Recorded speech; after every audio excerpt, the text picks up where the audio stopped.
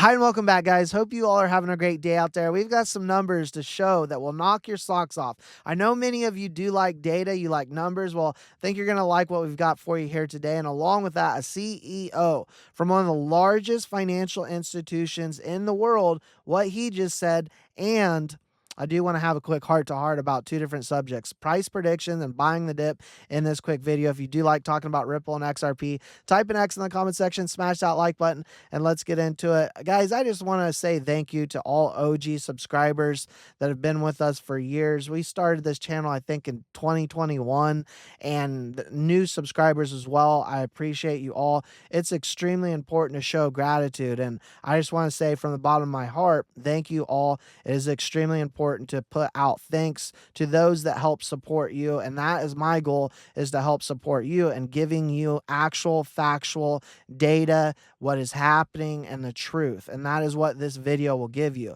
Now, with that, as we talk about heart to hearts, let's talk about price predictions and buying the dip. Number one, price predictions. No one knows to the exact date what the price is going to do. What you'll hear on this channel, as I've stated many times, is that we're going to see high targets for XRP, in my personal opinion. Do I know the exact date it's going to happen? No. And those that are out there telling you to the date what the price is going to do are lying to you. If they're a technical analyst drawing squigglies on a chart, they need to understand that it takes liquidity, it takes more buyers and sellers in this market to lift the price of cryptocurrencies and stocks for that matter. You have to have liquidity. Economic conditions can change things very quickly, and especially for cryptocurrencies like XRP that we know are explosive. And so XRP has a ton of upside potential. And so with that, what I tell people when coaching is, hey, right now, don't necessarily look at the pin date, because there is no exact pin date. Look at strategies right now to set yourself up for the future of having max amount of gain. For example, I recently put some money in a crypto IRA. I Trust Capital, link them down below. Many of you know they're a partner of the channel. I believe that, if I do believe we're obviously going past $100. I've stated that many times. So if you are to put it in a crypto IRA, if you were to sell, yeah, that would be a true 50x plus from where we are at right now.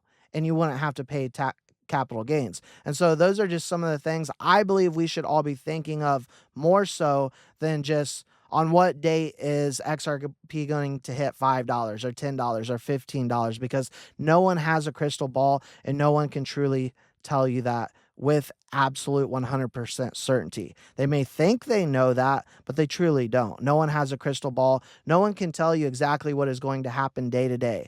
Anything can change. Wars happen, different things happen that change the landscape of where we are at economically from day to day, and that affects the market in a big way.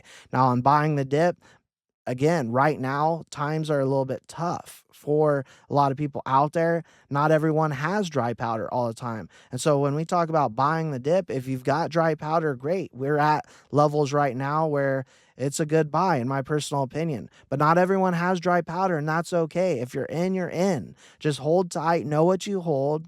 And sometimes the best thing to do, as they say, is just simply stay put. Now, let's take a look at some numbers, because we can talk about the stimulated economy that we're going to have with the $2,000 checks that are coming from tariff revenue that will help lift the economy. We know that, because of debt added from the big, beautiful bill, we're going to see a stimulated economy, but that's more so down the road. What is happening right now is the institutions are looking at XRP specifically. We know Franklin Templeton. Look at this, guys. Franklin Templeton is approximately 6,760 times bigger than Canary Capital in terms of assets under management. We've been talking about how Canary Capital is more of like a mom and pop, and Franklin Templeton is like Walmart. Well, that is what is coming on Monday. A lot of people out there were sold the idea that these ETFs would be immediate explosions. That was never the case, and that is never what we have said here on this channel. I've heard people say, oh, you said it was going to make the price explode just from the ETFs. No, no, no, no. I never said that. If you take a look at the Bitcoin and Ethereum ETFs, what we actually saw were dips and then price appreciation over the course of months. Gradual incline. It gives us more demand on that XRP asset.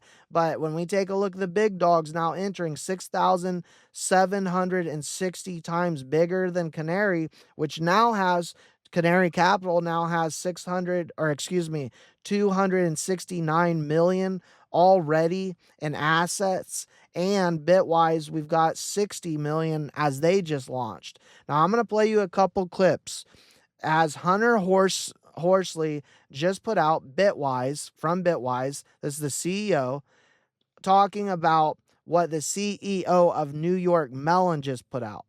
Who, guys, this is the oldest bank in America, BNY Mellon. They're the largest custody bank in the world, 53 trillion in assets under management, one of the most widely used service providers in TradFi. Hard to imagine a simpler, clearer indication crypto's going mainstream. He writes, it's underway now, buckle up.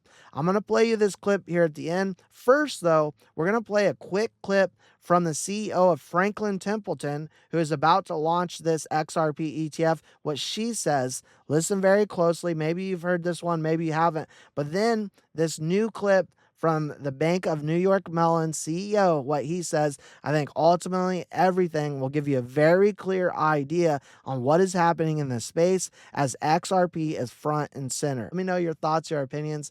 I appreciate all your time and support, and we'll see you all in the next one. Bitcoin is the greatest distraction from the greatest disruption that is coming to financial services. Can you go into digital assets and sort of this trend toward tokenization and how that plays into the business model a bit? Yeah, sure, Carl. It's a really important trend. It's one of the mega trends. We identified a series of mega trends about a year ago, and we said we want to position our business, invest in those capabilities that will allow us to benefit from those mega trends. Because while we want to drive and are driving organic growth, we also want to make sure that we're attaching ourselves to these big market cycles, and digital assets is one of them.